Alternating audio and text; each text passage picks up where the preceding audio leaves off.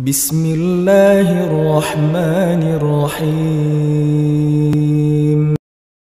Yang Bapak Ibu lakukan kalau ikhlas karena Allah itu bisa terwariskan kepada anak keturunan kita. Jadi kalau kita saleh atau salihah, ya, lingkungan kita itu akan tumbuh seperti itu. Allah bisa karuniakan kita anak keturunan juga yang baik. Ini contoh Umar bin Khattab pada saat melamar cucu penjual susu. Pada saat beliau lewat di depan rumahnya malam hari, si nenek sama si cucu jual susu di Madinah. Kemudian si nenek bilang sama cucunya, ini pesanan kita tambah banyak. Sekarang kita tambah aja air, campur air. Orang nggak tahu. Gitu kan? Darinya 10 botol bisa jadi 20 botol. Sedikit kita tambahkan air. Kata cucunya, kalau Umar tahu, Umar marah. Umar ada di sebelah tembok rumahnya. Umar dengar, Umar radhiyallahu anhu tiap malam selalu muter-muter Madinah. Tidak tidur kecuali sudah mengecek semua aman baru beliau tidur. Radhiyallahu anhu. Jadi luar biasa keadilannya. Yang jelas, Bapak Ibu sekalian, pada saat itu si nenek bilang, Umar nggak tahu kok. Lalu kata cucunya sambil menangis, kalau Umar tidak tahu bagaimana dengan Tuhannya Umar, hai nenekku. Tapi ini si perempuan ini nangis nih. Waktu dengar itu, Umar bin Khattab nggak pakai banyak ngomong, pulang ke rumahnya, tengah malam nih, ya, ini tengah malam. Kalau kita sekarang mungkin jam 2 malam, ya, 1 malam, ini tengah malam. Bangunin semua anak laki-lakinya, tawarin nikah. Nih bapak-bapak bayangkan kita disuruh bangun jam 1 malam nikah. Umar bangunin anak laki-lakinya semua lalu tanya, siapa yang mau nikah sama cucunya penjual susu? Malam-malam orang lagi ngantuk-ngantuk disuruh nikah. Ya. Maka orang, anak-anaknya semua pada diam, gak ada yang ngomong. Kata Umar, kalau tidak ada yang mau nikah, saya akan nikahi.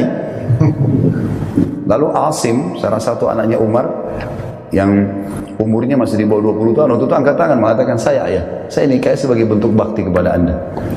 Maka dinikahkanlah Asim keesokan paginya dengan cucu penjual susu tersebut. Jadi anak raja nikah sama masyarakat biasa yang miskin, gitu kan. Ulama mengatakan ada alasan kenapa Umar milih sebagai anak mantunya. Karena tangisannya tadi kepada Allah itu nilainya, bobotnya besar. Itu akan bisa baik buat dia dalam rumah tangga, juga keturunannya terwariskan. Ternyata Asim ini sama istrinya tadi punya anak namanya Abdul Aziz. Abdul Aziz punya anak namanya Umar. Umar bin Abdul Aziz khalifah yang terkenal dengan kesolehannya. Ya, dalam 2 tahun memimpin dari tahun 99 sampai 101 itu tidak ada lagi orang yang mau menerima zakat. Jadi saking luar biasa keadilannya. Ini kalau Bapak Ibu baca kisah Umar bin Abdul Aziz, unik sekali. Raja yang luar biasa, kesolehannya banyak, ya. Kalau kita ceritakan ini mungkin akan panjang sekali. Akan ada insya Allah bahasan khusus tablik akbar kami, serial tabi'in. Di antaranya kita akan bahas Umar bin Abdul Aziz, orang yang luar biasa. Kita kalau baca sejarahnya, kayak kita berada di alam mana nih sebenarnya. Orang yang luar biasa, per detiknya semua ibadah. Dari ibadah apa lagi nih? Terus begitu, gitu kan? Luar biasa gitu. Yang jelas lahirnya ini, kata ulama, manusia yang terbaik ini, Umar bin Abdul Aziz, sampai sebagian ulama mengatakan dia adalah Khalifah Rashidah yang kelima. Kan Khulafaur Rasyidin ada 4, Abu Bakar, Umar, Uthman, Ali. Sebagian ulama mengatakan karena solehnya Umar bin Abdul Aziz dikatakan dia khalifah yang kelima, yang diakui Khalifah Rashidah yang kelima, gitu kan? Kata para ulama, Umar bin Abdul Aziz saleh karena darahnya turun dari si nenek tadi, cucu penjual susu itu, terwariskan. Jadi subhanallah, kesolehan itu bisa terwariskan. Ya, jadi kembali kepada poin tadi, kalau kita beramal soleh teman-teman sekalian, berefek ya kepada fasilitas yang Allah berikan dunia akan baik. 2 rakaat sholat malam bisa setahun sembuh, setahun aman, 10 tahun aman, dan seterusnya. Seperti itulah, ya. Dan juga dia bisa terwariskan kepada anak keturunan kita. Ya, karena otomatis kita sekarang kalau sudah mulai kenal sunnah, sudah mulai baik, nggak mungkin kita mau biarkan anak kita terjerumus pada dosa yang pernah kita terjadi, kan? Maka secara kegiatan sosial pun akan terwariskan kebaikan itu. Saya dulu nggak bisa ngaji, sekarang anak saya harus hafal Quran. Kita akan jauh lebih baik, gitu ya, menurunkan lebih baik. Seperti itulah manfaatnya. Dan itu masuk dalam rahmatnya Allah. Artinya amal soleh yang kita kerjakan berefek kemana-mana. Itu rahmat yang luas. Sementara murkanya Allah juga sama. Kalau orang tidak taubat, teman-teman, tidak menuju kepada rahmat Allah, murkahnya Allah ini berat. Karena efek daripada dosa lebih berat daripada perbuatannya. Bisa saja orang berzina 1 jam di kamar hotel, Allah buat dia kena penyakit 10 tahun. Ya, bisa saja rumah tangganya ribut selama 10 tahun. Gara-gara itu tadi. Kalau kita rentet ternyata masalahnya dulu pernah zina 1 jam loh. Makanya sudah ribut. Kenapa ini ribut terus nih suami istri? Masalahnya ingat, sebelum nikah pernah zina nggak nih? Pernah ini nggak? Ini masalahnya. Makanya kalau kita mau aman, kata sebagian ulama, kalau ada masalah-masalah yang kita hadapi, ucapkan dalam doa begini, ya Allah, kalau seandainya permasalahanku ini disebabkan karena ada dosaku yang aku tidak ingat ya Allah, dan aku belum bertobat padamu, maka mudahkan aku untuk mengingatnya dan bertobat kepadamu karenanya. Gitu. Kadang-kadang kita jadi teringat nanti beberapa hari kemudian, oh saya pernah kayaknya nipu orang, oh pernah saya zalimi si fulan, oh pernah gini.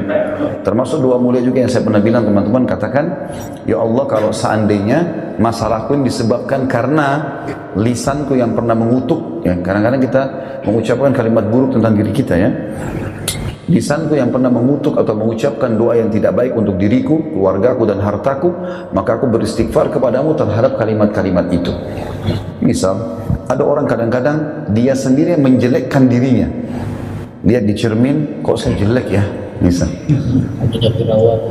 Nah, apalah. Jadi dia menjelekkan sebenarnya ciptaan Allah. Kita ini ciptaannya Allah. Mau jelek di mata kita tetap ciptaannya Allah ini. Jangan bilang begitu, ya.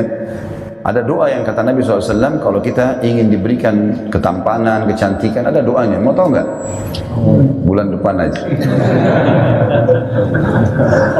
Allahumma ahsinni kama ahsanta khalqika.